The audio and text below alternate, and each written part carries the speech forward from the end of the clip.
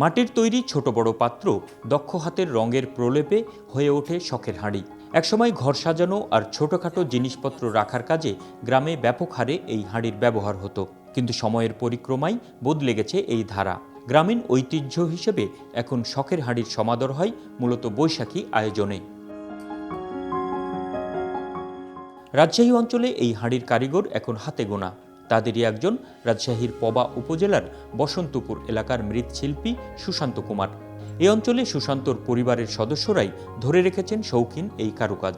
আগে আমার শ্বশুররা এই কাজ করতো, আমি আসার পর যখন এগুলো দেখলাম তখন আমার শ্বশুর শাশুড়ি বলতো যে এগুলো করো, এগুলো বানাও, এগুলোই তো আমাদের হলো সম্পদ, এগুলো তো শিখতে হবে।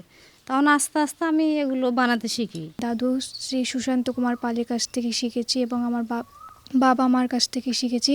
পড়াশোনার পাশাপাশি আমি এই কাজটা করি, এই কাজটা করতে আমাকে ভালো লাগে। এই শখের হাঁড়িটা আমাদের ঐতিহ্য।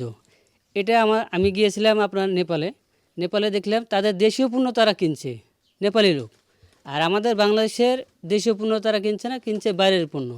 এর লেগে আমরা এই বিলুপ্ত হয়ে যাচ্ছি।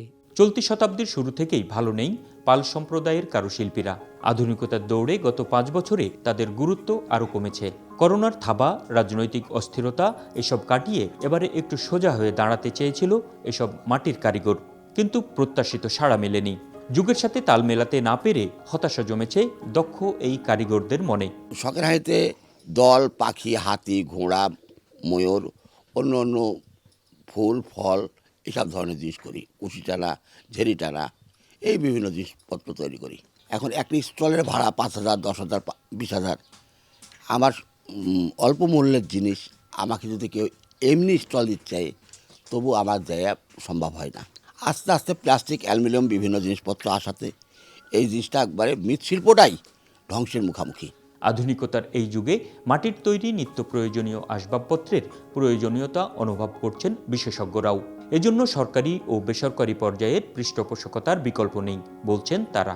আধুনিক সমাজ ব্যবস্থায় ইন্ডাস্ট্রিয়াল অনেক কিছুর সৃষ্টি হওয়ার কারণে আমাদের মৃৎপাত্রগুলো, মৃৎশিল্পের অনেক দ্রব্যাদি আজ হারিয়ে যাওয়ার সম্মুখীন হয়েছে। প্লাস্টিক এবং মেলামাইন বা স্টিল এই সামগ্রী ব্যবহারের কারণে কতটা ক্ষতিগ্রস্ত হচ্ছে পরিবেশ, শুধু পরিবেশ নয়, জীবন ব্যবস্থা, যে ভবিষ্যতে আবারও আমাদেরকে এই আমাদের অতি সহজলভ্য মৃৎশিল্প সেখানে ফিরে আসতেই হবে। শখের হাঁড়িটা শুধু যে বিভিন্ন উৎসব কেন্দ্রিক হয়ে গেছে, বিশেষ করে যে বর্ষবরণ উৎসব বা আমাদের একাডেমিক্যাল যে কাজগুলো আছে সেগুলোর মধ্যে কিছুটা সীমাবদ্ধ রয়ে গেছে। কিন্তু সাধারণ মানুষ, একদম মাস পিপল যদি এটাকে গ্রহণ না করে, তারা যদি এটাকে গুরুত্ব না দেয়, তাহলে এটা টিকিয়ে রাখা সত্যি খুব মুশকিল। আমাদের বহির্বিশ্বে কিন্তু অনেক চাহিদা আছে। আমরা এটাকে রপ্তানি করার কোনো উদ্যোগ নিতে পারি, এটা আসলে দরকার হচ্ছে কিছু পৃষ্ঠপোষকতা। সংশ্লিষ্টদের আশঙ্কা, নিপুণ হাতের তৈরি এসব কারুকাজ শৌখিন ক্রেতাদের নজর কাটতে না পারলে আগামী কয়েক বছর পরেই হয়তো এই শিল্প আর খুঁজেই পাওয়া যাবে না। Ahsan Habib, Apu, one news, Rajshahi.